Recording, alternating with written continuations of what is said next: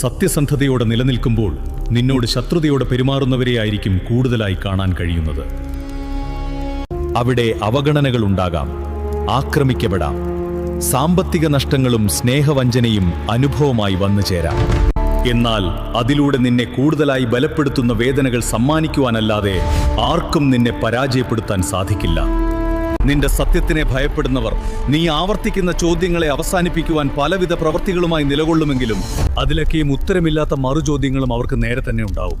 അതോടെ ഉദ്ദേശഫലം ലഭിക്കാതെ നിശബ്ദമായി അവർ നിലകൊള്ളുമ്പോൾ അവർക്ക് മുമ്പിൽ നീ എന്ന സത്യം ശക്തമായി വളർന്നിട്ടുണ്ടാകും. നീ എന്ന നന്മയെ ഭയപ്പെടുന്ന തിന്മകൾക്ക് വളരെ വേഗം വളർച്ചയും അംഗീകാരവും ലഭിക്കും. അത്രത്തോളം വീഴ്ചയുടെ ആഘാതവും അവർക്കുണ്ടാകും.